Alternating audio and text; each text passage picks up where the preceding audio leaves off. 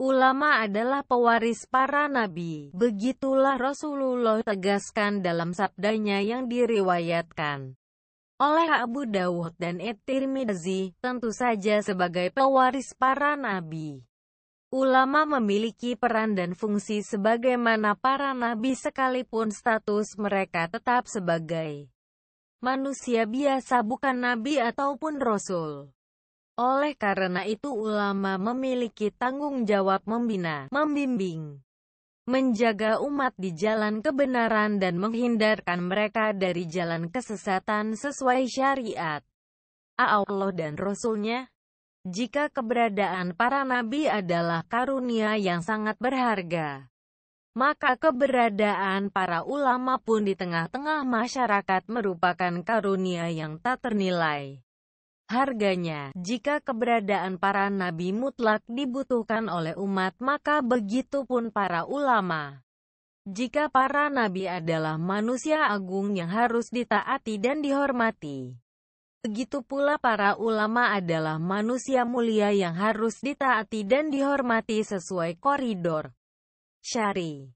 Imam Ibnu Jarir At-Tabari dalam tafsirnya Jami' Bayan menjelaskan bahwa yang dimaksud ulama adalah seseorang yang Allah jadikan sebagai pemimpin atas manusia dalam perkara fikih, ilmu, agama, dan dunia. Sementara itu, Imam Ibnul Qayyim Al-Jauziyah dalam I'lamul Muwaqqi'innya membatasi bahwa ulama adalah orang yang pakar dalam hukum Islam, yang berhak berfatwa, yang menyibukkan diri dengan mempelajari hukum-hukum Islam kemudian menyimpulkannya dan merumuskan kaidah-kaidah halal dan haram. Ulama adalah seorang pemimpin agama yang dikenal luas masyarakat akan kesungguhan dan kesabarannya dalam menegakkan kebenaran. Sebagaimana Allah firmankan dalam surat As-Sajdah ayat 24. Kami jadikan di antara mereka itu pemimpin-pemimpin yang memberi petunjuk dengan perintah kami, ketika mereka bersabar, dan adalah mereka meyakini ayat-ayat kami. Dengan kedudukan ulama yang begitu vital dan terhormat, maka menjaga kehormatannya menjadi sebuah keniscayaan. Karena membela kehormatan ulama sama dengan membela agama itu sendiri. Syaikh Utsaimin pernah berkata, menggibah ulama memberikan mudarat kepada Islam seluruhnya. Karena umat akan tidak percaya lagi kepada ulama lalu mereka akan meninggalkan fatwa para ulama. Dan lepaslah mereka dari agama. Syaikh Sholih Al-Fauzan berkata, memuliakan para ulama adalah sebuah kewajiban. Karena mereka adalah pewaris para nabi. Sikap meremehkan ulama yang mereka lakukan termasuk perendahan terhadap kedudukan mereka. Perendahan terhadap warisan Nabi Shallallahu Alaihi Wasallam dan perendahan terhadap ilmu yang mereka miliki. Jika kita tidak memiliki kepercayaan pada para ulama, lalu kepada siapakah kita akan menaruh kepercayaan? Jika kepercayaan terhadap para ulama telah hilang, lalu kepada siapakah kaum muslimin meminta solusi dalam menyelesaikan masalah-masalahnya dan meminta penjelasan tentang hukum-hukum syariat? Tatkala hal itu telah terjadi, maka akan terjadi kekacauan dan kebingungan dalam umat. Memiliki dan mengamalkan adab terhadap ulama adalah keharusan. Tidak boleh mencela, menggibah dan merendahkan kehormatan ulama. Ibnu Asakir berkata, ketahuilah bahwa daging-daging ulama itu beracun. Dan sudah diketahui akan kebiasaan Allah dalam membongkar tirai orang-orang yang meremehkan atau merendahkan mereka, dan sesungguhnya barang siapa yang melepaskan lidahnya untuk mencela ulama maka Allah akan mengujinya dengan kematian hati sebelum ia mati. Syaikh Awad Ar-Ruwasti menjelaskan tentang makna perkataan ini.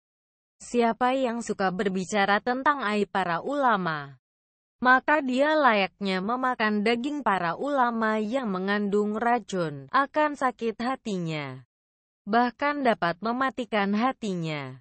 Syaikh Umar As-Sufyani mengatakan, jika seorang murid berakhlak buruk kepada gurunya maka akan menimbulkan dampak yang buruk pula. Hilangnya berkah dari ilmu yang didapat, tidak dapat mengamalkan ilmunya, atau tidak dapat menyebarkan ilmunya. Itu semua contoh dari dampak buruk.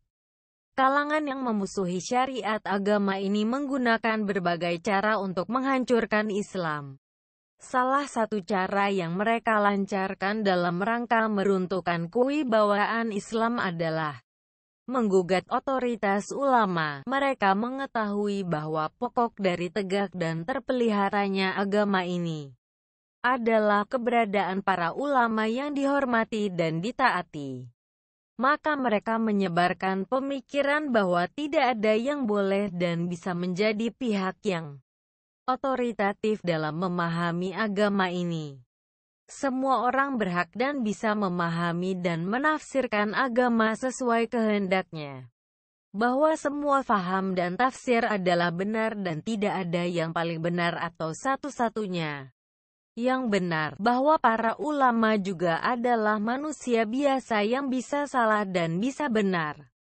Hanya Allah lah yang benar, sementara pemahaman manusia terhadap agama hanya bersifat nisbi dan relatif. Mereka gambarkan dan publikasikan keburukan dan fitnah kepada ulama sehingga hilanglah kepercayaan dan rasa hormat manusia kepada ulama.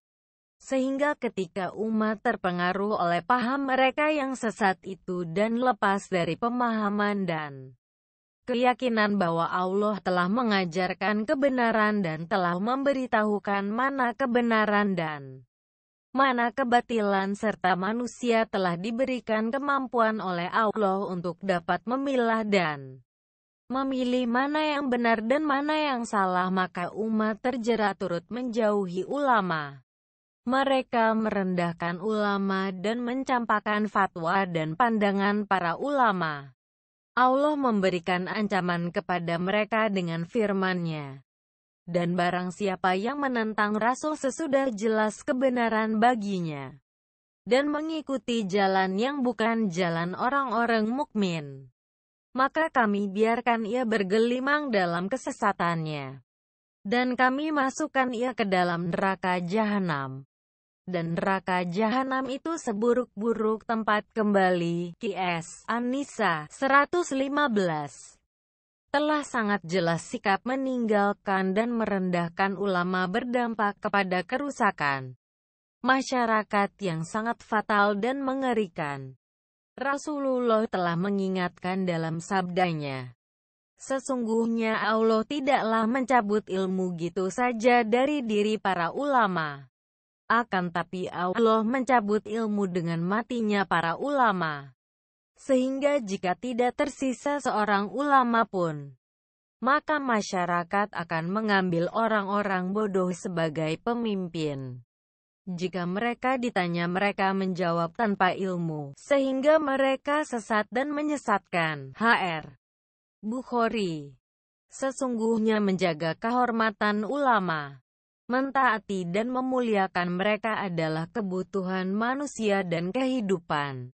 Tanpa ulama, manusia akan hidup tanpa bimbingan dan arahan yang pada akhirnya tatkala manusia hidup tanpa aturan, tidak ada yang ditaati dan dipatuhi, maka kehancuran kehidupan hanya tinggal menunggu waktu. Maka sebagai bukti kecintaan kepada Allah dan Rasul-Nya, hendaklah manusia mentaati para ulama yang benar sebagaimana Allah titahkan dalam firman-Nya.